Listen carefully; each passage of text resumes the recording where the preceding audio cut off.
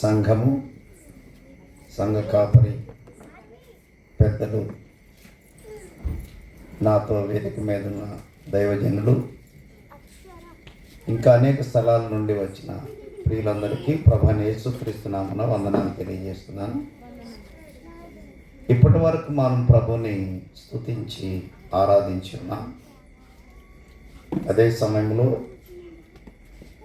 ప్రభువైన యేసుక్రీస్తు వారు మన జీవితాల్లో చేసిన ప్రతి మేలును బట్టి మనం ప్రభువును స్తుతిస్తూ, ప్రభువు కొరకు మనం ఈ లోకంలో ఎలా జీవించాలో, జీవిస్తూ ఉండగా సాతాను ఏ విధంగా అనేక రకాలైన ప్రలోభాలకు గురి చేస్తాడో మనము చూస్తూ వచ్చాం. వాటన్నిటి నుండి తిరిగి మరలా దేవుడే నిలబెడతాడని స్కిట్ ద్వారా చాలా విలువైన విషయాలను, ప్రస్తుతము ఏ విషయాలైతే సంఘములో ఉన్న అనేక మంది యవనస్తులు కానీ పెద్దలు కానీ ఓడిపోతున్నారు, ఆ సంగతులన్నిటిని గురించిన వివరణ స్కిట్ ద్వారా గొప్ప సందేశాన్ని ఇవ్వడానికి దేవుడు ఆ బిడ్డలు వాడుకున్నందుకు నేను దేవుణ్ణి కూర్చుండి స్తోత్రాలు చెల్లిస్తూ వచ్చాను. మనమందరం గట్టిగా చప్పట్లు కొట్టచ్చు, ఏం కాదు. ఎందుకంటే నేను ఇవ్వబోయే సందేశం కంటే వాళ్ళు ఇచ్చిన సందేశమే చాలా శ్రేష్టమైనదిగా నేను భావిస్తున్నాను. దేవునికి మహిమ కలుగును గాక. మన మాటలు, మన కదలికలు, మన స్కిట్స్ ద్వారా కూడా ఈ విధంగా మనము వాక్యాన్ని ప్రకటించడానికి అవకాశం ఉంటుంది. అందుకొరకు నేను దేవుని స్తుతిస్తున్నాను. ఈ 3 రోజులు ఈ కూడికల కొరకై జీవరత్నమయ్య గారు నాకు ఫోన్ చేసి చెప్పినప్పుడు వారు ఒక టాపిక్ చెప్పారు. ఆ అంశాన్ని నాకు జ్ఞాపకం చేశారు. సామెతల గ్రంథం 23వ అధ్యాయం 26వ వచనంలో, నా కుమారుడా, నీ హృదయమును నాకిమ్ము, నా మార్గములు నీ కన్నులకు ఇంపుగా ఉండనిమ్ము అనే అంశాన్ని మేము ఎంపిక చేసుకున్నాం.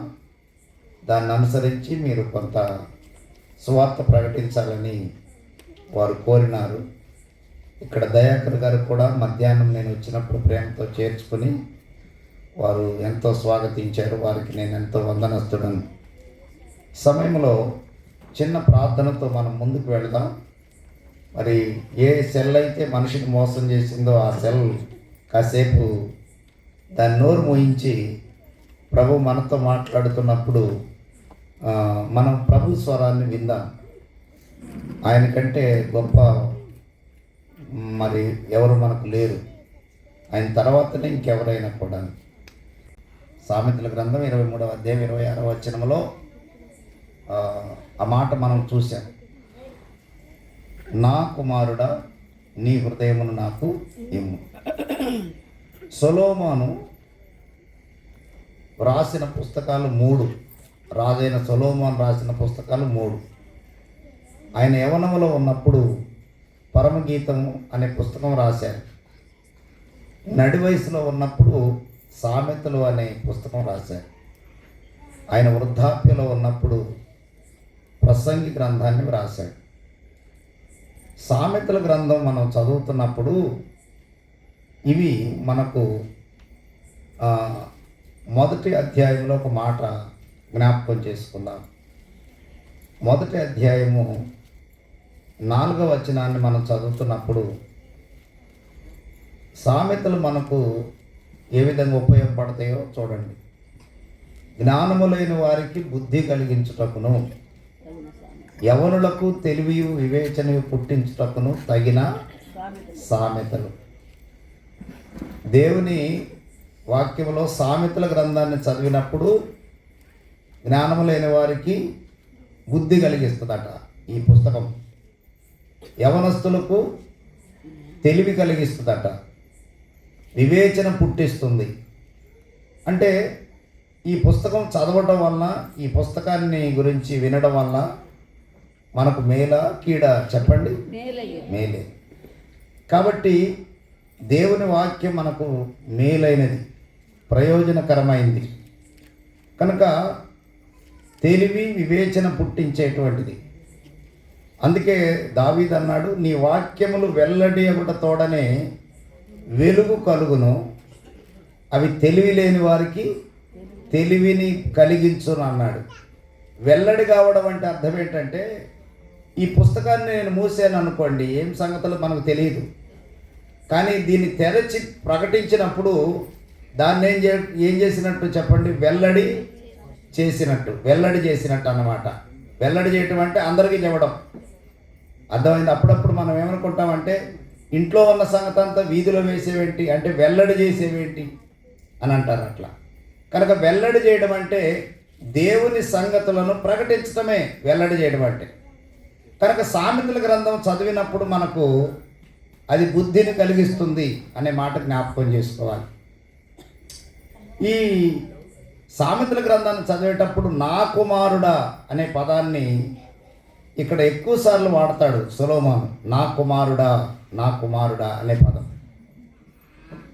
ఈ నా కుమారుడా అనే పదాన్ని ఎందుకు అన్నిసార్లు వాడుతూ ఉంటాడంటే ఆయన చెప్పే ప్రతి విషయాన్ని ఎంత మర్యాదగా ప్రేమతో చెప్తున్నాడు అన్నట్టు ఉంటుంది. బిడ్డ విను అన్నప్పుడు ఎలా ఉంటుంది? బిడ్డ విను అన్నప్పుడు ఆ మాట ఎలా ఉంటుంది అంటే వినబుద్ధి అవుతా లేదు చెప్పండి. అర్థమైందా? మనము మాట్లాడేటప్పుడు బిడ్డ విను, ఒక మాట చెబుతా విను అని మనం ఎంత బుజ్జగించి మాట్లాడతామో అప్పుడు వినే వాళ్ళకి ఏమవుతుందంటే వినబుద్ధి అవుతుంది. ఆ విధంగా ఆయన ఎంతో ప్రేమతో మృదువుగా ఆ సంగతులను వెల్లడి చేస్తున్నాడు అన్నమాట. అందుకే నా కుమారుడా నీ హృదయమును నాకు ఇమ్ము. ఇక్కడ సొలొమోను అన్నట్టుగా కాకుండా దేవుడే అన్నట్టుగా దేవుని పక్షాన సొలొమోను అంటున్నాడు అన్నమాట. నా కుమారుడా నీ హృదయాన్ని నాకు ఇమ్ము అన్నాడు. ఇంకొక మాట కూడా మీకు చెప్తాను. దీనికి అనుబంధంగా ఈరోజు ఒక అద్భుతమైన మాట మీకు గుర్తు చేస్తాను. ఎందుకు అంటే హృదయమును ప్రియమైనటువంటి వాళ్ళరా ఎరిగి ఉన్నవాడు ఒక్కడే. అందరి హృదయాలను ఎరిగి ఉన్న ప్రభువా అని ప్రార్థన చేస్తాడు పేతురు. అపోస్తుల కార్యములు మీరు చూడండి లేదా మీరు చదవండి. 1వ అధ్యాయం 24వ వచనం. కొంచెం వెలుతురు ఇబ్బందిగా ఉందేమో కానీ చదవగలిగిన వాళ్ళు సహాయపడండి. అపోస్తుల కార్యములు 1వ అధ్యాయం 24వ వచనం. ఒక్కటే వచనం అది. ఆ వచనాన్ని మీరు అందరూ కూడా చూడండి, చదవండి ఎవరైనా ఒకరు.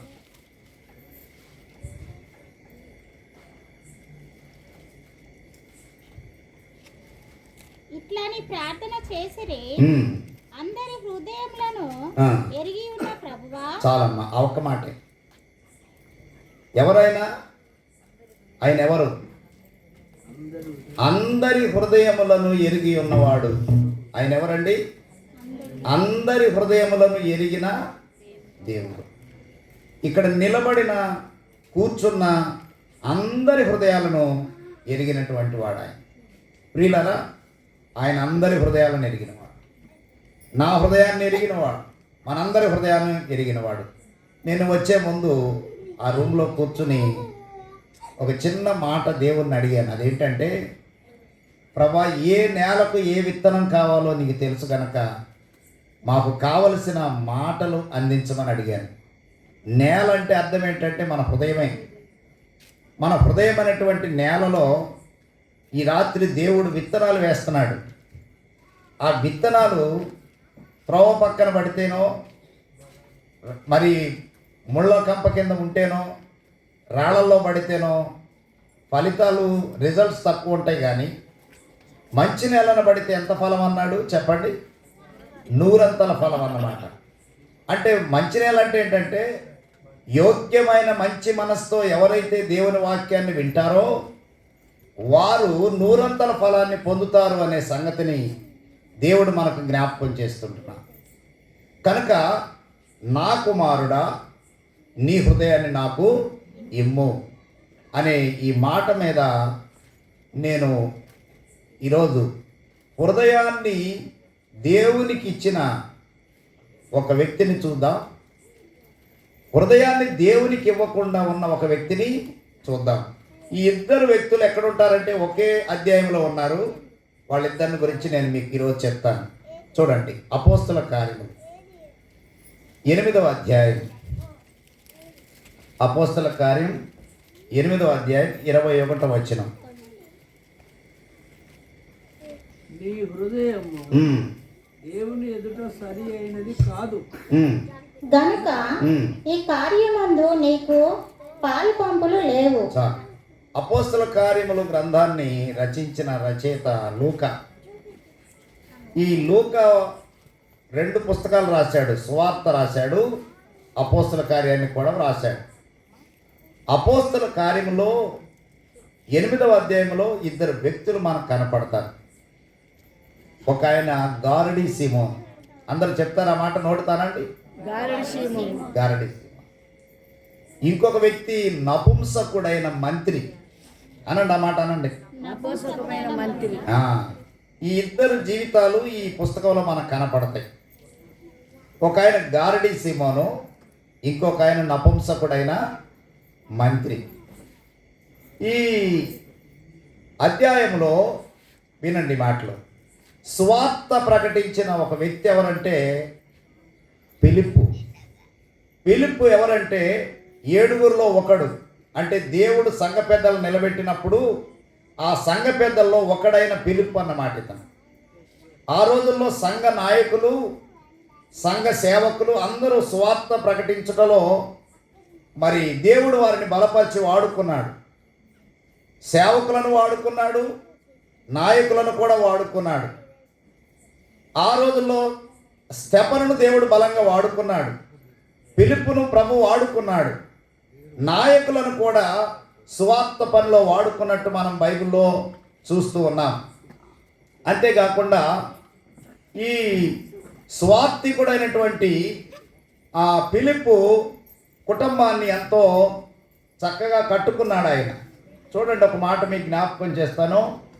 అపోస్తల కార్యములు చూసినట్లయితే ఒక పర్యాయము వీళ్ళందరూ కూడా ఈ ఫిలిప్పు ఇంటికి వెళ్తారు. ఈ పౌలు శీలల టీం. ఆ టీం అక్కడికి వెళ్ళినప్పుడు వాళ్ళ ఇంట్లో మరి 1 రోజు ఉన్నారో 2 రోజులు ఉన్నారో తెలియదు, కానీ ఆ ఇంట్లో గడిపి ఆ ఇంటి పరిస్థితులన్నీ కూడా స్టడీ చేసి ఆ ఇంట్లో ఉన్న మనుషులందరినీ కూడా బాగా అర్థం చేసుకుని వారు రాసిన సంగతి అపోస్తల కార్యంలో చూస్తాం. 21వ అధ్యాయం చూడండి ప్రియులారా. 8వ వచనాన్ని చదువుకుందాం. అపోస్తల కార్యం 21వ అధ్యాయం 8వ వచనం చూద్దాం. చూడండి, మరునాడు మేము బయలుదేరి కైసరియకు వచ్చి 7గురిలో నొకడును సువార్తికుడునైన ఫిలిప్పు ఇంట ప్రవేశించి అతని యొద్ద ఉంటిమి. కన్యకలుగా ఉన్న 4 కుమార్తెలు అతని కుండిరి. వారు ప్రవచించువారు. చాలమ్మా. అక్కడ ఆ కుటుంబాన్ని చూశాడు. ఆ కుటుంబం అంతా ప్రభు సేవలో ఉన్నారు. ఎంతమంది పిల్లలు ఆయనకి? ఎంతమంది పిల్లలు? 4 కుమార్తెలు అన్నమాట ఆయనకి. 7గురిలో ఒకడు, కానీ కుమార్తెలు ఎంతమంది? 4.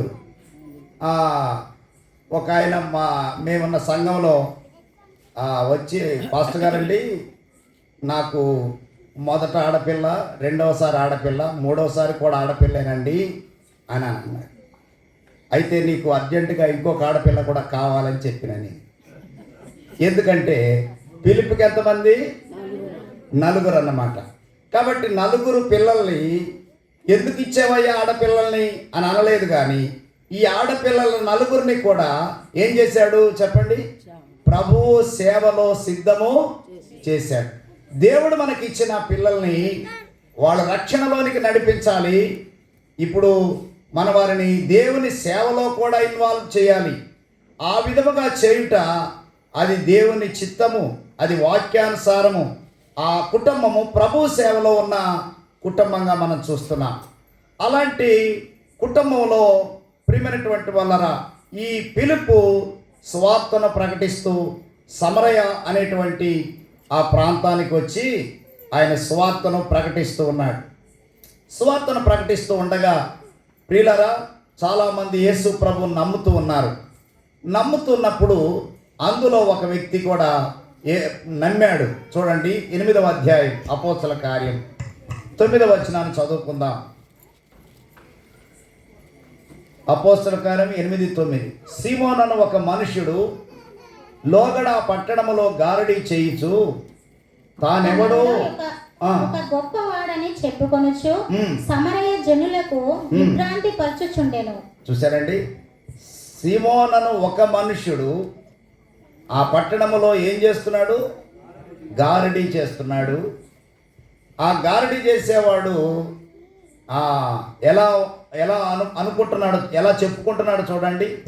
తానెవడో ఒక గొప్పవాడనని చెప్పుకొనుచున్నాడు. గమనించండి, ఇక్కడ మన టాపిక్ ఏంటంటే మానవ హృదయం. మానవ హృదయం. ఈ మానవుని హృదయము ఎలాంటిదంటే, ప్రియులరా, నా హృదయం నాకు చెప్పుద్ది నీకంటే గొప్పోడెవడు కూడా లేడని చెప్పుద్దా? చెప్పదా? ఎప్పుడని చెప్పిందా?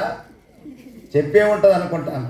మీరు నవ్వుతున్నారంటే నాకు అర్థమైంది, చెప్పింది అన్నట్టుగా నాకు మీ ముఖ కవళికలు తెలుస్తున్నాయి.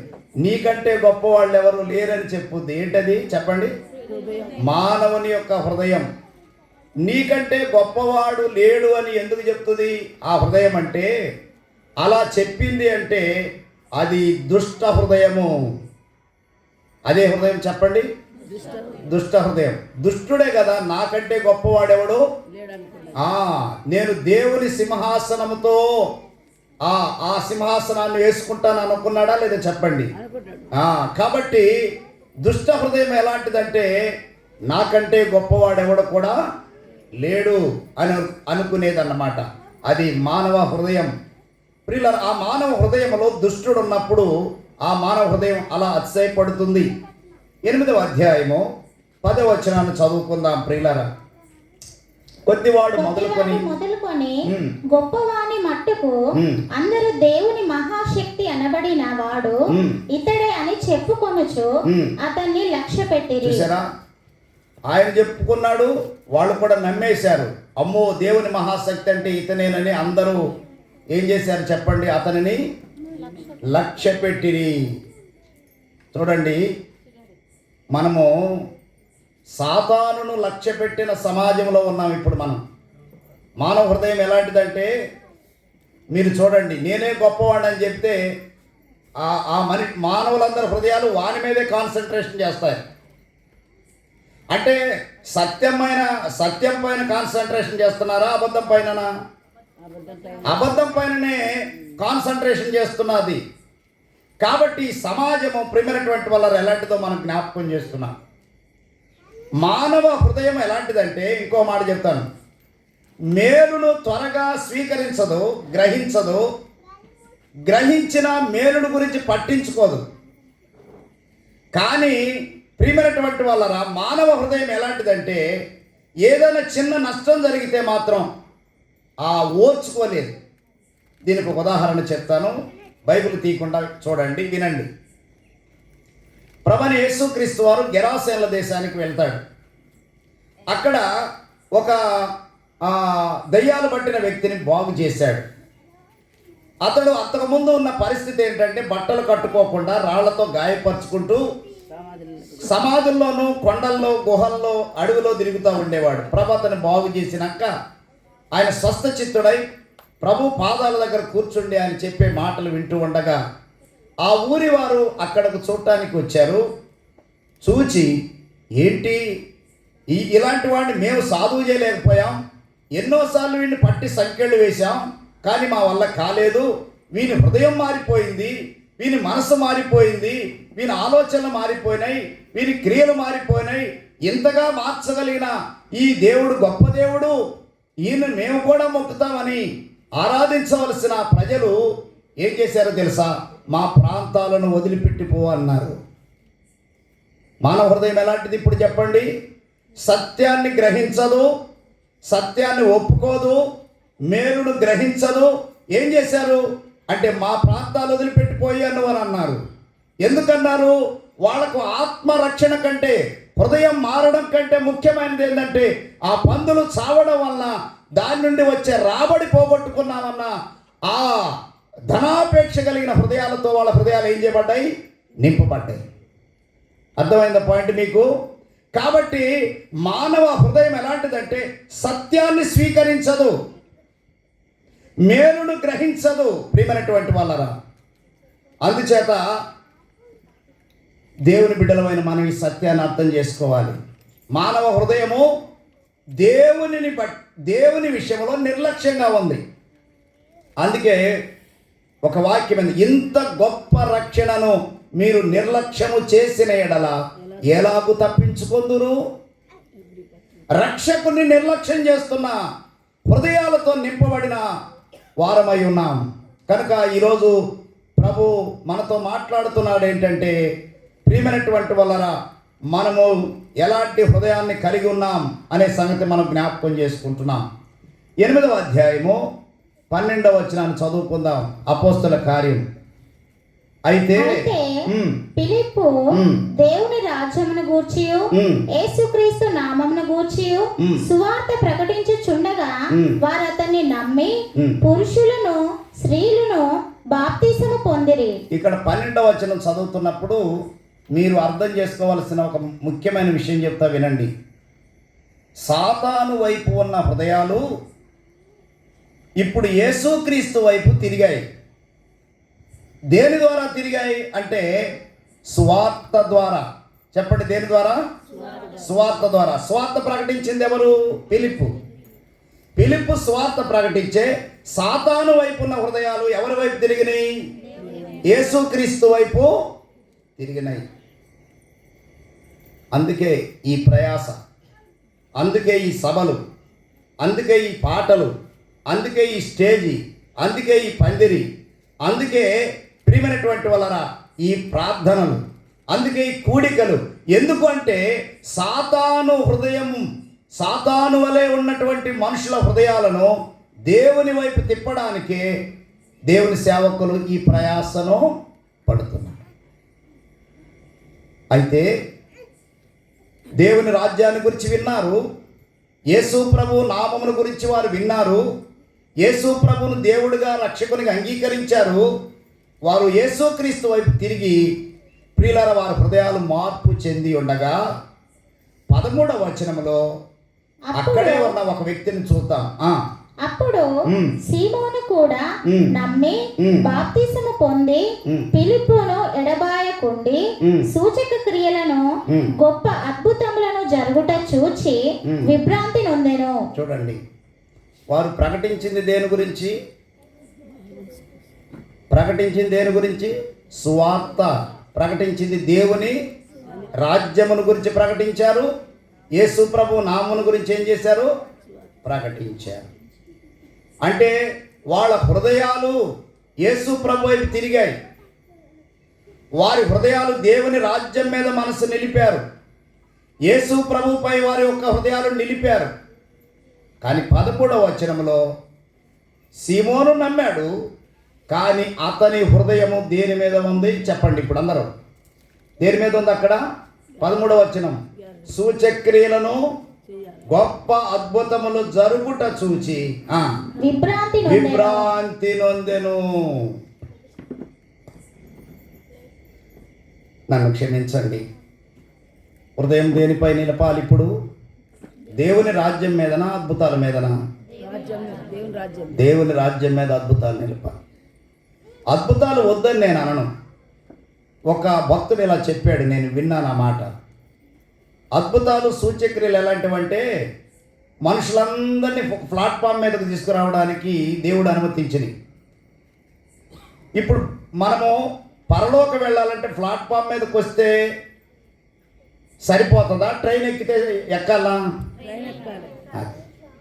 ఇప్పుడు దేవుని రాజ్యంలో చేరాలంటే ఖచ్చితంగా సువార్త విని మనం ఏం చేయాలంటే మారు మనసు పొందాలి కదా. కాబట్టి మారు మనసు పొందకుండా, వినండి మాట, మారు మనసు పొందకుండా ప్రియుల అద్భుతాల మీద మాత్రమే డిపెండ్ అయితే నువ్వు ప్లాట్ఫామ్ మీదే ఉంటావు. మారు మనసు పొందితే ట్రైన్ ఎక్కి ఎక్కడికి వెళ్ళిపోతావు? పరలోక రాజ్యం వెళ్ళిపోతావు. మీకు ఒక మాట చెప్తాను. యేసు ప్రభు అసలు అద్భుతాలు చేసి సూచక్రియలు చేసి ఆయన మన నుండి అంటే అప్పుడున్న ప్రజల నుండి ఏమి ఎదురు చూశాడో చూడండి. మత్తయి సువార్తలోకి రండి.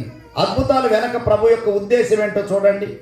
ప్రభు కూడా ప్రభు అద్భుతాలు చేసి దాని వెనక ఆయన ఏం కోరాడో చూడండి. 11వ అధ్యాయం మత్తయి సువార్త 20. మత్తయి సువార్త 11:20 పిమ్మట ఏ పట్టణములలో ఆయన విస్తారమైన అద్భుతములు చేసెనో ఆ పట్టణముల వారు మారు మనస్సు పొందకపోవుట వలన ఆయన వారినిట్లు గద్దింపసాగెను. అద్భుతాలు చేసిన మాట నిజమేనా? నిజమేనా చెప్పండి. నిజమే. కానీ దాని వెనకేం కోరు ఆయన ఉద్దేశం ఏంటి? ప్రజలుండి ఏం కోరుతున్నాడు? వాళ్ళేమో అద్భుతాలు, మీరు అద్భుతాలు కోరుతున్నారుగా, చేస్తున్నాను అని అన్నాడు. మరి ఆయన కోరుతున్నాడు మనల్ని, ఏం కోరుకుంటున్నాడు? మారు మనసు పొంద. అద్భుతముల వెనక ప్రభు యొక్క ఉద్దేశం ఏంటంటే ప్రజలు మారు మనసు పొందాలి. కనుక మన హృదయాలను అపవాది తెలియకుండానే డైవర్ట్ చేస్తున్నాడు. అద్భుతాలు, సూచక్రియలు, మేలులు, వీటి మీద ఫోకస్ చేపిస్తున్నాడు. కానీ మారు మనసును గురించిన ఆలోచన లేకుండా చేస్తున్నాడు. ఇంకొక మాట చెప్తాను. నమ్మాడు, బాప్తిసం పొందాడు, ఆయనలో ఉన్న 3 గుణాలు చెప్తాను. ఫిలిప్పుతో కూడా ఫిలిప్పును ఎడబాయకుండి, 13వ వచనం చూసారా? ఫిలిప్పును ఎడబాయకుండి. ఇలా అనుకోవచ్చు.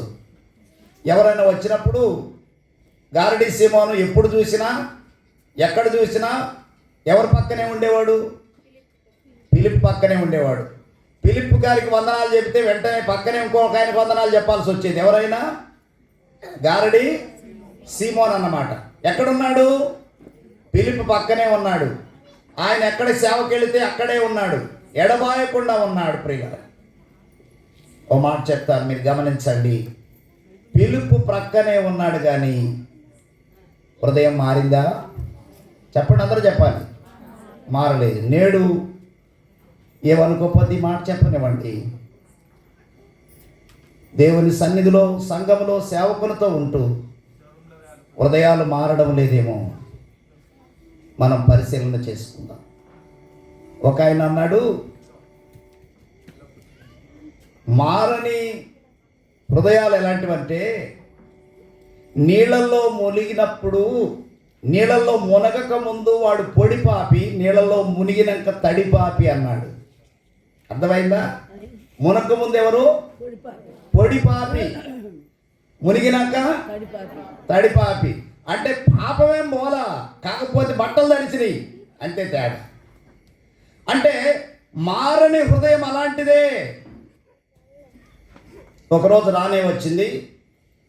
సమరయ వారు ప్రభుని నమ్ముకున్నారని సంగతి తెలిసింది. ఆ యొక్క పెద్దలు వచ్చారు, దైవ సేవకులు, అందులో పేతురు ఉన్నాడు. వాళ్ళందరూ వచ్చి ఏం చేస్తున్నారంటే ప్రార్థన చేస్తుంటే వాళ్ళందరికీ పరిశుద్ధాత్మతో నింపబడ్డారు. నింపబడిన తర్వాత ఆ పరిశుద్ధాత్మతో నింపబడటం ఈయన కొంచెం విభ్రాంతి అనిపించింది, ఆశ్చర్యం అనిపించింది. ఆయన ఏం చేశాడంటే ఈయన దగ్గర ఆ రోజుల్లో ₹20 ఉండే. ఆ ₹20 తీసుకెళ్ళిపోయి పేతురు ముందు పెట్టి, అయ్యా, మీరు ప్రార్థన చేస్తే వాళ్ళు పరిశుద్ధాత్మ పొందారు కాబట్టి నేను ప్రార్థన చేసినా కూడా అలాగే, మరి నేను చెయ్యి పెట్టినా, మీరు చెయ్యి పెడితే పరిశుద్ధాత్మ పొందారు, నేను చెయ్యి పెట్టినా కూడా అలాగే పరిశుద్ధాత్మ పొందే వరాన్ని నాకు ఇవ్వమనని అన్నారు. ఇతను అన్నాడు, ఎవరతను? గారడీ సీమోన్. ఆ గారడీ సీమోన్ ఆ మాట అనేసరికి పేతురు గారడీ సీమోనుతో ఏమన్నాడో ఇప్పుడు చూద్దాం. దేవుని వాక్యంలో 19వ వచనం. వారి ఎదుట ద్రవ్యము పెట్టి నేనెవని మీద చేతులు ఉంచుదునో వాడు పరిశుద్ధాత్మను పొందినట్లు ఈ అధికారము నాకు ఇయ్యుడని అడిగాను. చూసారా? ఏంటది? అదేంటది? ఈ అధికారము నాకు ఇయ్యుడు అంటే మార్పు లేని హృదయం ఏం కోరుకుంటుంది? మాట్లాడట్లేదు మీరు. అధికారాన్ని కోరుకుంటుంది, పెత్తనాన్ని కోరుకుంటుంది అన్నమాట. ఏదది? మార్పు లేని హృదయం. అది అధికారం నాకు ఇవ్వండి అని అడిగితే ఆయన ఏమన్నాడో చూడండి. అందుకు పేతురు నీవు ద్రవ్యం ఇచ్చి దేవుని వరము సంపాదించు రక్షించుకొందునని ఆ. తలంచుకొనినందున ఆ. నీ వెండి నీతో కూడా నశించును గాక. చూడండి, తప్పు ఆలోచనలతో తప్పు పద్ధతులతో జీవిస్తే అది మారిన హృదయమే. అక్కడ ఏమన్నాడంటే, నీవు దేవుని వరాన్ని ద్రవ్యమిచ్చి సంపాదించుకుందునని తలంచుకొనినందున, నువ్వు అనుకున్నావు కదా, నీ వెండి నీతో కూడా నశించును గాక. నశించును. యేసుప్రభు ఎందుకు వచ్చాడు ఈ లోకానికి? ఇప్పుడు చెప్పండి. నశించిన దానిని వెతికి రక్షించడానికి వచ్చాడు. ఇప్పుడు నశించిన దాన్ని వెతికి రక్షించడానికి వచ్చాడు. అయితే ఈ గారడీ సీమోను బాప్తీసం తీసుకున్నాడు. అయితే నీ వెండి నీతో కూడా నశించునుగా కంటే అర్థం ఏంటి? ఇప్పుడు ఏ స్థితిలో ఉన్నాడు ఇతడు? నశించిన స్థితిలోనే ఉన్నాడు. బాప్తీసం పొందాడా పొందలేదా? పొందాడు. కానీ ఏ స్థితిలో ఉన్నాడు? నీ వెండి నీతో కూడా నశించునుగా అని అన్నాడు. నువ్వు నాశనం అయిపోతావు, నీ వెండి కూడా ఏమైపోద్ది? నాశనం అయిపోతుంది అన్నాడు అన్నమాట. అంటే దేవుని ఆలోచనలోనికి రావడం లేదు చాలామంది. మార్పు లేని హృదయాలతో మందిరాలు నిండుతున్నాయి, కానీ దేవుని ఆలోచనలోనికి మనం రావాలి. ప్రియమైనటువంటి వాళ్ళరా, దేవుని ఆలోచన చొప్పున మనము నడవాలి. మరొక మాట చెప్తాను, నన్ను చెప్పనివ్వండి. నయమాన్ ఉన్నాడు. ఆయన ఒక అన్యుడు, సిరియనుడు. ఆయనకు కుష్ఠరోగం ఉంది. వాళ్ళ ఇంట్లో పని చేసుకునే పిల్ల ఇశ్రాయేలు దేశపు చిన్నది. నా ఏలినవాడు షోమ్రోనులో ఉన్న ప్రవక్త దగ్గర ఉండవల్లని నేను ఎంతో కోరుచున్నానని సాక్ష్యం ఇవ్వగా, ఆ సాక్ష్యం విన్న యజమానురాలు తన యజమానితో చెప్పగా, ఆయన బయలుదేరి ఎలీషా ప్రవక్త దగ్గరకు వచ్చాడు. ఎలీషా ప్రవక్త దగ్గరకు వచ్చినప్పుడు ఆయన రథం మీద ఉండగా ఒక దూత వచ్చి ఇలా చెప్పాడు, నువ్వు యోర్దానికి పోయి 7 సార్లు స్నానం చేస్తే నీ యొక్క దేహం పసిపిల్లవాని దేహంలాగా మారుతుందని చెప్పేశాడు. చెప్పగానే ఆయనకు కోపం వచ్చింది. ఏమనుకున్నాడు తెలుసా? ఆయన నా ఎదుటకు వచ్చి నా ముందు నిలబడి ఆయన తన చెయ్యి నా మీద ఆడిస్తాడేమో అనుకున్నాను. కానీ ఇదేమిటి ఈ మాట చెప్పాడు? ప్రియులారా, దేవుని మందిరానికి వచ్చినప్పుడు నీ సొంత ఆలోచనలు నెరవేరాలా, దేవుని ఆలోచనలు నెరవేరాలా? దేవుని పద్ధతిలో వంగుతావా? నీ పద్ధతికి దేవుని సంఘం వంగుద్దా? దేవుని ఆలోచనకు నీవు వంగాలి, దేవుని ఆలోచనలకు నీవు లోబడాలి. కానీ నీ సొంత ఆలోచనలు నెరవేర్చుకోవడానికి నువ్వు వస్తే నీ హృదయం ఇంకా చెప్పండి మారలేదు. గమనించాలి ప్రియమైనటువంటి వాళ్ళరా, మార్పు లేని హృదయాలతో ఎంతోమంది జీవిస్తుండగా దేవుడు మనతో మరొకసారి మాట్లాడుతూ ఉన్నాడు. ఇంకొక మాట మీకు జ్ఞాపకం చేస్తున్నాను. అప్పుడు అన్నాడు, అపోస్తల కార్యం 8వ అధ్యాయం 21వ వచనం రండి. ఇప్పుడు నీ హృదయము దేవుని ఎదుట సరి అయినది కాదు కనుక, అక్కడ ఆగదామమ్మా. నీ హృదయము దేవుని ఎదుట సరి అయినది కాదు. ఇప్పుడు మన హృదయాలు దేవుని ఎదుట ఉన్నాయా లేదా చెప్పండి? ఉన్నాయా లేదా? మన హృదయాలు ఎవరు చూడగలరు? దేవుడే చూస్తాడు. ఇందాక చెప్పాను, అందరి హృదయాలను ఎరిగి ఉన్నవాడు అని చెప్పాను. ఇంకొక వచనం మనందరికీ తెలుసు, కంఠంతో ప్రార్థన చేస్తాం. హృదయము అన్నింటికంటే మోసకరమైనది, అది ఘోరమైన వ్యాధి గలది, దాన్ని గ్రహించగలవాడెవడు? చూశారండి, ఆయన మాత్రమే ఎరిగి ఉన్నాడు కనుక ఆయన అంటున్నాడు, నీ హృదయము దేవుని ఎదుట సరి అనేది కాదు గనక. ఈ కార్యములంటే అర్థం ఏంటంటే, ఈ పరిశుద్ధాత్మ పొందాలనుకునే ఈ కార్యములో నీకేమి లేవు, పాలు పంపులు లేవు. తర్వాత చూడండి ఇంకొక మాట, 22వ వచనం. కాబట్టి ఈ నీ చెడుతనము మానుకొని మారు మనస్సు నొంది ప్రభువును వేడుకొనుము. ఇందాక నేను చెప్పాను, బాప్తీసం తీసుకున్నాడా? కానీ ఏం పొందలేదు, ఏం మానుకోలేదు, ఏం మానుకోలేదు. అక్కడ చూడండి, చెడుతనమును మానుకోలేదు. పాపాన్ని ఏం చేయలేదు చెప్పండి? విడిచిపెట్టలేకపోతున్నాం, మానుకోలేకపోతున్నాం. చాలామంది జీవితాల్లో పాపాన్ని ఏం చేయలేకపోతున్నారు చెప్పండి? మానుకోలేకపోతే అది పాప హృదయమే, అది దుష్ట హృదయమే. అయినా ప్రభు ఈ రాత్రి మరొకసారి అంటున్నాడు, నా కుమారుడా ఆ పాప హృదయాన్ని నాకు ఇస్తే నేనేం చేస్తాను? మార్చేస్తాను. ఆ దుష్ట హృదయాన్ని నాకు నేను మార్చేస్తాను, నేను బాగు చేస్తా, నేను కడుగుతా, నేను శుద్ధీకరిస్తా. ఇంకా నీకు సమయం ఉంది, రా నా దగ్గరికి రా అని పిలుస్తున్నాడు. ఆడకు ఒక అవకాశం ఇచ్చాడు. నీ చెడుతనం మానుకొని మారు మనసు పొంది ప్రభువుని వేడుకో, ప్రభు నీ హృదయాలోచన క్షమించబడవచ్చు. ఇప్పుడు 24వ వచనం చదవండి. అందుకు సీమోను, మీరు చెప్పిన వాటిలో ఏదియో నా మీదికి రాకుండా మీరే నా కొరకు ప్రభువును వేడుకొనుడని చెప్పాను. చూశారండి, ఈయన ఎటువంటి వాడు చెప్పండి? ఇప్పుడు ప్రార్థన చేసేవాడు, ప్రార్థన చేసేవాడు. మీరే నా కోసం ప్రార్థన చేయండి అయ్యా, నేనేంది? ఒక ఆమె ఉండేదట, ఎప్పుడు పాస్టర్ గారి దగ్గరికి వచ్చి అన్నా ప్రార్థన చేయన్నా ప్రార్థన చేయంటే, పాస్టర్ గారు చాలాసార్లు చూసి అన్నాడంట, అక్క మరి ఎప్పుడు నువ్వు ప్రార్థన చేయమని అంటావు, నీకు నువ్వు చేసుకోవద్దా అని అంటే, లేదన్నా నువ్వు చేయాలన్నా, నువ్వు చేస్తే మంచిగా ఉంటుంది, మీరు సేవకులు కదన్నా మీరు చేయండి అన్నానంటే, అప్పుడు సేవకుడు అన్నానంట, అక్క దేవుడు నీకు తండ్రి నాకు కూడా తండ్రి, మరి దేవుడు నాకేమో తండ్రి నీకు మేనమావనా అని అన్నాడంట. కాబట్టి చాలాసార్లు ప్రార్థన చెయ్యమంటే ఇతరుల ప్రార్థన సహాయం కోరడం తప్పు కాదు, నీవుగా ఏం చేయాలి చెప్పండి? ప్రార్థన చేయాలి. నీ జీవితంలో ప్రార్థన ఏం చేస్తుందంటే నిన్ను ఒప్పింపజేస్తుంది, పశ్చాత్తాపాన్ని తీసుకొస్తుంది. కనుక మనం ప్రార్థన చేయాలి. కానీ ఏమంటున్నాడు అక్కడ? ఇవన్నీ నా మీదకి రాకుండా మీరే నా కొరకు ప్రభువును వేడుకొనుడని చెప్పాను. ఏమండి, నెల నెలా దశభాగం ఇస్తున్నా పాస్టర్ గారిని ఏం చేస్తున్నావు నా కోసం అని అన్నాడు నన్ను ఒక ఆయన నెల నెలా దశభాగం ఇస్తే నేను ఆయన కోసం ప్రార్థన చేయాలి, ఆయన పడుకోవాలి కావాలి అంటే అర్థం ఏంటి? ఇప్పుడు అంటే డబ్బిచ్చి ఇది ఇప్పుడు ఈ హృదయం మారిన హృదయమేనా చెప్పండి?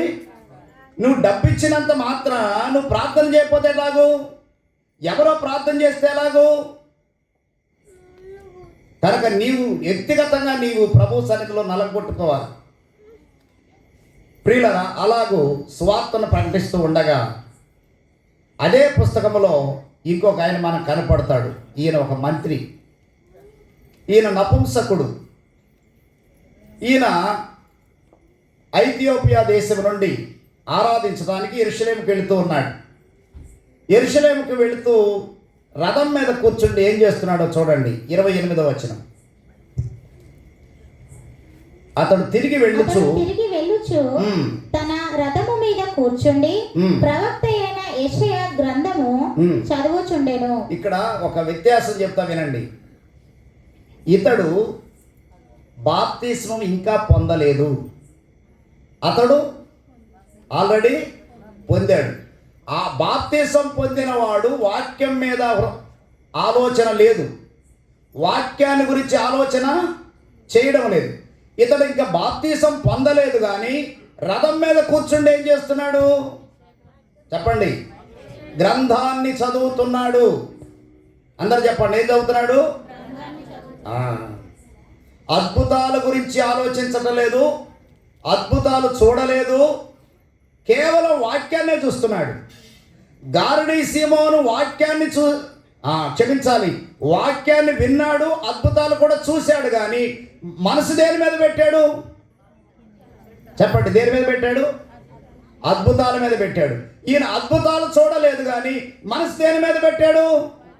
వాక్యం మీద పెట్టాడు. గమనించాలి, వాక్యాన్ని చూసే హృదయం,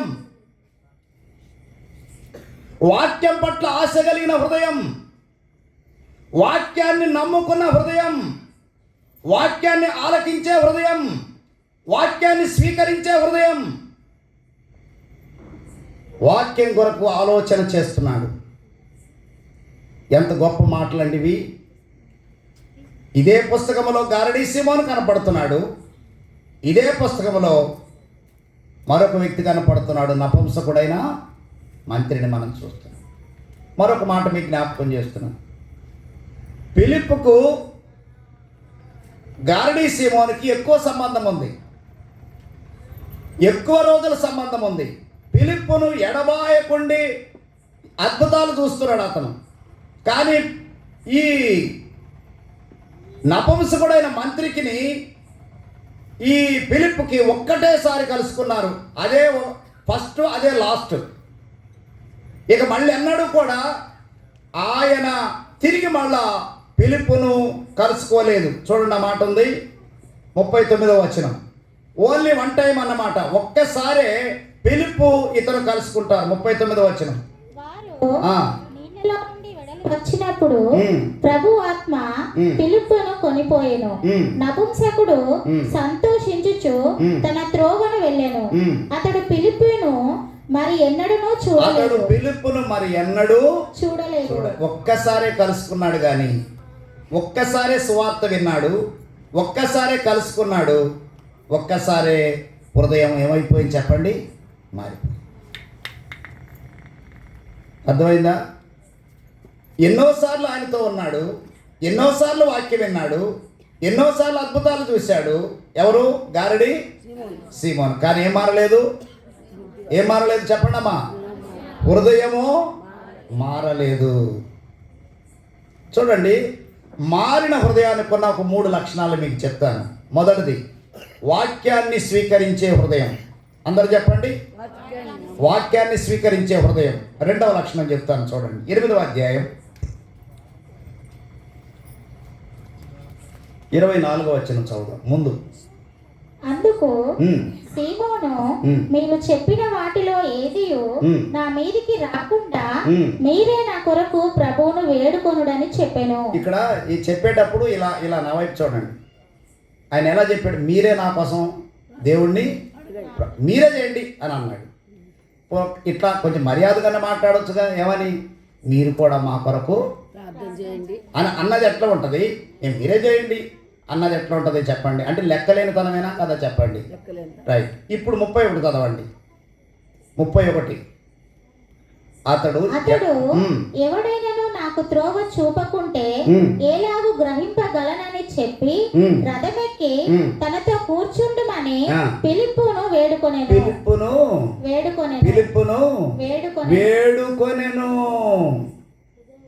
ఇది వినయము గల జీవితం, వినయము గల జీవితం. అమ్మా, అయ్యా, నీ హృదయం మారితే నీ హృదయంలో అతిశయం ఉండదు. నేనే గొప్పవాడిని అనుకున్నాడే, అది ఉండదు. ఏం చేశాడు? ఆయన స్థాయి ఏంటి? మంత్రి. ఆయన స్థాయి దిగి వచ్చి ఆ ఫిలిప్పును, స్వార్థికుణ్ణి ఏమన్నాడంటే, నాకు త్రోవ చూపయ్యా అని ఏం చేశాడట? వేడుకొనెను. అది వినయము గల హృదయం. అది చూశారండి. ఇంకో మాట చూడండి, నాకు త్రోవ చూపయ్యా. ఎంత తగ్గింపండి, ఎంత వినయమండి ప్రియులరా. మరొక మాట మీకు జ్ఞాపకం చేస్తాను. ఈయన వెండి తీసుకెళ్ళిపోయి ఆయనకి ఇచ్చి అధికారం నాకు ఏమని అడిగితే, మరి ఈ దగ్గర వెండి లేదా? ఈ మంత్రి దగ్గర వెండి లేదా? ధనాగారం అంతటి పైన అతను మంత్రి. ఆయన దగ్గర ఎంత డబ్బు ఉంది, ఎంత బంగారం ఉండి ఉంటుంది. కానీ హృదయము ధనం మీద, బంగారం మీద, వెండి మీద లేదు. గమనించండి, ఆయన హృదయం ఎవరి మీద ఉంది? దేవుని మీద.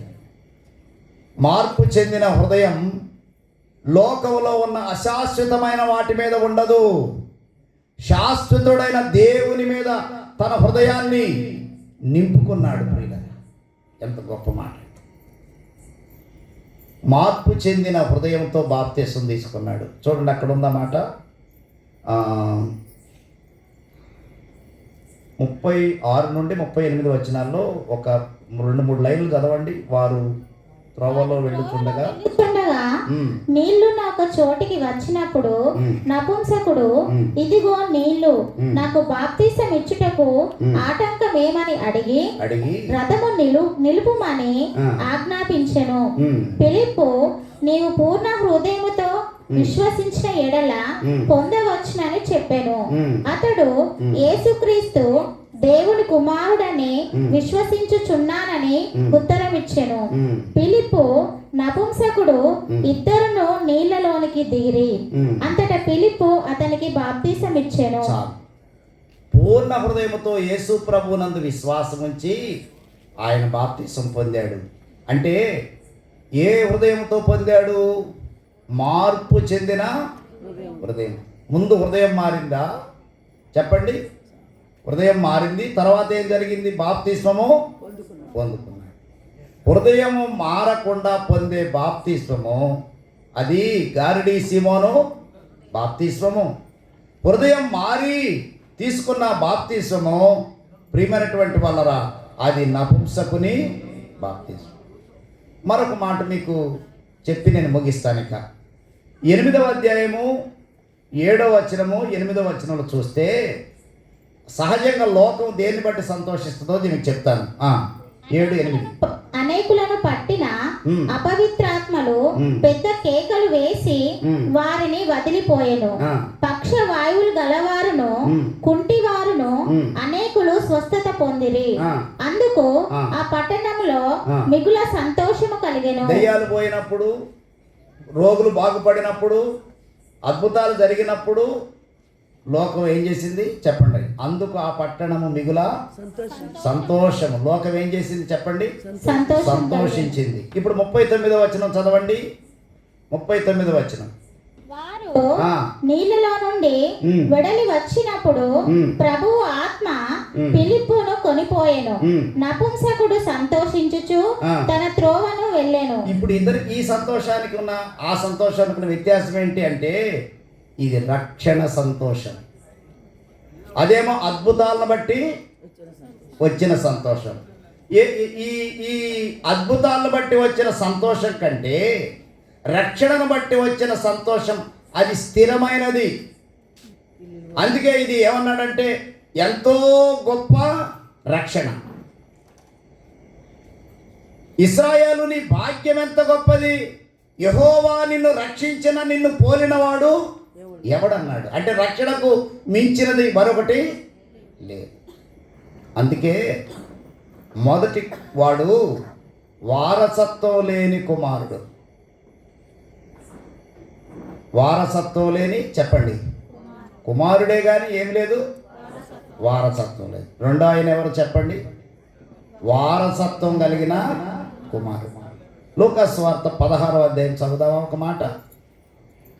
చనిపోయిన తర్వాత ధనవంతుడు నరకానికి వెళ్ళిపోయాడు.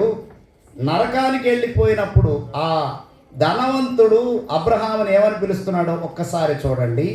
24వ వచనం 16:24. తండ్రివైన అబ్రహామా. చాలమ్మా ఆ ఒక్క మాట చాలు. మరి తండ్రివైన అబ్రహాం అంటే తండ్రి ఎక్కడున్నాడు? తండ్రి ఎక్కడున్నాడు? పరలోకంలో ఉన్నాడు. కొడుకు ఎక్కడున్నాడు? కొడుకు ఈ ధనవంతుడైన కొడుకు ఎక్కడున్నాడు? అగ్నిగుండంలో ఉన్నాడు అన్నమాట. కొడుకేనా చెప్పండి? తండ్రివైన అబ్రహాం అని పిలిచాడంటే కుమారుడే కానీ ఏమి లేదు చెప్పండి, వారసత్వం లేదు. ఇవాళ అనుకుంటున్నారు చాలా మంది, మా నాన్న చర్చికి వెళ్తున్నాడు, మా అమ్మ చర్చికి వెళ్తుంది, పాటలు పాడుతున్నారు, కానుకలు ఇస్తున్నారు, ఏముంది మా నాన్నతో పాటు నేను కూడా పోతాను అనుకుంటాను వీళ్ళు. నేను ఒకరోజు ఒక ఆయన్ని అమ్మ ఏంటమ్మా బాబు చర్చికి రావట్లేదేంటి తల్లి అని అడిగాను. ఇప్పుడే నాన్నయ్య సెండ్ ఆఫ్ చేసి వెళ్తున్నాడు అంటే రేపు పరలోకం కూడా సెండ్ ఆఫ్ చేస్తాడులే మా నాన్న. నిన్ను సెండ్ ఆఫ్ చేస్తాడు కానీ ఆయన మాత్రం ఉంటాడా? ఆలోచన చేయండి ఒకసారి. తండ్రివైన అబ్రహాం అని పిలిచాడు, ఆయన కూడా ఎంత ముద్దుగా పిలుస్తున్నాడో చూడండి. 25వ వచనం. అందుకు అబ్రహాము కుమారుడా. ఏం వరుసలు మారినాయా ఏంది? వరుసలే మారలేదు కదా. ఆ బంధుత్వం ఏమైనా తెగిపోయిందా ఏంటి? బంధం తెగిపోయింది కానీ బంధుత్వం తెగిపోలేదు. ఆ బంధం వేరు, ఈ బంధం అక్కడ నరకంలో ఉన్నాడు. వారసత్వం లేని కుమారుడు. చూశారండి, వారసత్వం లేని. ఇంకొక మాట ఉంది, మళ్ళీ తండ్రి అని పిలుస్తాడు చూడండి. 27వ వచనం. అప్పుడతడు తన తండ్రి, ఆ, అలాగైతే ఆ, నాకు ఐదుగురు సహోదరులు ఉన్నారు. ఆ, వారును ఈ వేదనకరమైన స్థలమునకు రాకుండా వారికి సాక్ష్యం ఇచ్చుటకై నా తండ్రి ఇంటికి వారిని పంపవలనని నిన్ను వేడుకొనుచున్నానని. మళ్ళీ తండ్రి అని పిలిచి ఒక రిక్వెస్ట్ ఇస్తున్నాడు, ప్రార్థన రిక్వెస్ట్. ఏంటో ప్రేయర్ రిక్వెస్ట్ తెలుసా? ఇంకా నాకు 5 సహోదరులు ఉన్నారు, వాళ్ళు ఇక్కడికి రావద్దు. నేను వచ్చిన కాడకు వాళ్ళు నాకు తెలియక అడుగుతాను, మిమ్మల్ని అడుగుతాను, మీరు సమాధానం చెప్పండి. చచ్చిపోయిన వాళ్ళ కోసం బతుకున్న వాళ్ళు ఏడుస్తున్నారా? ఏడుస్తారా ఏడవరా చెప్పండి. ఎవరైనా చనిపోతే బతుకున్న వాళ్ళు ఏడుస్తారా? కానీ మీకు తెలియని విషయం ఏంటంటే, ప్రియమైనటువంటి వాళ్ళరా, చచ్చిపోయిన వాళ్ళు బతుకున్న వాళ్ళ కోసం ఏడుతున్నారు అక్కడ. అర్థమైందా? ఎందుకు ఏడుస్తున్నారు? వాళ్ళు నరకానికి రావద్దు అని ఏడుస్తున్నారు. వారు పాతాళంలో బాధపడొద్దని ఏడుస్తున్నారు. నేను వచ్చే కాడికి వాళ్ళు రావద్దని ఏడుస్తున్నాడు. మార్పు చెందని హృదయాలు నరకానికి వెళ్ళిపోతున్నాయి. అందుకని అపోస్తుల కార్యం 8వ అధ్యాయంలో దేవుడు మనకి ఇద్దరిని చూపించి, అమ్మా కుమారుడా, నీ హృదయాన్ని నాకు ఇస్తే నేను బాగు చేసుకుంటాను. ఒక మాట చెప్తాను. నీ హృదయాన్ని బాగు చేయడానికి బ్రదర్, నీ హృదయాన్ని బాగు చేయడానికి, నా హృదయాన్ని బాగు చేయడానికి యేసు ప్రభువారు ఈ లోకానికి వచ్చాడు. మనలందరినీ రోగం వచ్చినప్పుడు స్వస్థత ఇచ్చాడు, మాటతో బాగు చేశాడు, ఎంతోమందిని బాగు చేశాడు. కానీ మనము మన హృదయాలు బాగుపడడానికి మాట సరిపోలేదు. రోగం బాగవడానికి మాట సరిపోయింది, దెయ్యాలు వెళ్ళిపోవడానికి మాట సరిపోయింది. కానీ మన యొక్క హృదయాలు బాగవడానికి మాట సరిపోలేదు. అందుకని ఆ మాట మానవుడై వచ్చాడు, రక్త మాంసాలతో వచ్చాడు. ఆ కల్వరి శిలువలో మన కొరకు ఆయన సిలువ వేయబడ్డాడు, రక్తము కార్చాడు. ఆయన రక్తము కారిస్తేనే, ఆయన ప్రాణం పెడితేనే, ఆయన కార్చిన రక్తముతోనే మన హృదయం ఏమైంది చెప్పండి? బాగుపడింది. మన హృదయాలను బాగు చేయటం కొరకై తన రక్తము వలన మనలను ప్రేమించుచు మనలను విడిపించడానికి యేసుక్రీస్తు వారి లోకానికి వచ్చాడు. చివరిగా మాట చదివి ప్రార్థన చేద్దాం. ప్రకటన గ్రంథం 1వ అధ్యాయం 6వ వచనాన్ని చదువుకుందాం. ప్రకటన గ్రంథం 1వ అధ్యాయం 6వ వచనం. ప్రకటన గ్రంథం 1వ అధ్యాయం 6వ వచనం. మనలను ప్రేమించుచు తన రక్తము వలన మన పాపముల నుండి మనలను విడిపించిన వానికి. ఆగండి. ఏ రక్తం వలన? యేసు ప్రభు రక్తం వలనే. దేని నుండి? పాపముల నుండి విడిపించిన వానికి మహిమయు ప్రభావమును చాలండి. ఆయనకి మహిమ, ఆయనకే ఘనత, ఆయనకే ప్రభావం. ప్రియులారా, ఎందుకంటే ఆయన మనలను కడగడానికి, మన హృదయాలను బాగు చేయడానికి మాట సరిపోలేదు కనుక, మాట ప్రియమైనటువంటి వల్లరా మాంసపు ముద్దగా మారి ఆయన కార్చిన ప్రశస్త రక్తము ద్వారా మన జీవితాలు కడగడానికి, మన హృదయాలు కడగడానికి ఆయన లోకానికి దిగి వచ్చాడు, మానవునిగా దిగి వచ్చాడు. ఒక రాజు కేక వేసి ఇలా ప్రార్థన చేస్తున్నాడు. యెషయా గ్రంథం 38వ అధ్యాయంలో, ప్రభా నీవు నన్ను బాగు చేయుదువు, నీవు నన్ను జీవింపచేయుదు అని కేక వేశాడు రాజు హిజ్కియా. ఆయన మాత్రమే జీవింపచేయగలిగిన వాడు, ఆయన మాత్రమే బాగు చేయగలిగిన వాడు. ఆయన రక్తధారలో మాత్రమే మన హృదయాలు బాగుపడతాయి తప్ప మరే విధంగా బాగుపడే మరో మార్గం లేదు. నేను చిన్నవాడిగా ఉన్నప్పుడు 11-12 సంవత్సరాలప్పుడు మా ఊర్లో ఒక గ్రామాల నుండి వచ్చిన పాస్టర్ గారు పాట పాడేవాడు. పాపరోగానికే మందు నీవు పరుగెత్తి కొనకుంటే దొరకదిక మందు, పాపరోగానికే మందు. పాపరోగానికి మందేంటి? ప్రభువైన యేసుక్రీస్తు వారి రక్తమే. ఆయన రక్తంతో మన పాపములు కడుక్కుంటే కడగబడిన వాళ్ళు పరలోకంలో ఉంటారు. కడగబడిన వాళ్ళు ఎక్కడ ఉంటారు? హృదయం మార్చాలి. ప్రభువు మార్చుకోమంటున్నాడు. ఒక అవకాశం ఇస్తున్నాడు, సమయం ఇస్తున్నాడు. ఈ 3 దినాలు మీ కుటుంబాలు మారాలని, మీ పిల్లలు మారాలని, మీ గ్రామం మారాలని, మీ స్వకీయులు మారాలని, మీ రక్త సంబంధాలు మారాలని దైవజనులు భారముతో ఈ గుడికి ఏర్పాటు చేశారు. ఆయన వైపు తిరుగుదాం, ప్రార్థన చేసుకుందాం. ప్రేమగల తండ్రి, ఈ బలహీనుడు నిలబడ్డాడు కానీ మాటలు బలమైనవిగా నీ ప్రజల హృదయాల్లోనికి వెళ్ళి మా హృదయాలను బాగు చేయి దేవునికి, మా కుటుంబాలను, మా జీవితాలను, మా వ్యక్తిగత బ్రతుకులను నీకు సమర్పించుకుని మమ్మల్ని సరి చేసుకుంటూ నీ ఎదుటకు వచ్చున్నాం. నీ ఎదుట మా హృదయం సరైనదిగా ఉండునట్లు మమ్మల్ని సరి చేయండి. యేసు ప్రభువు నామమున ప్రార్థిస్తున్నాను తండ్రి. మీ అందరికీ వందనాలు.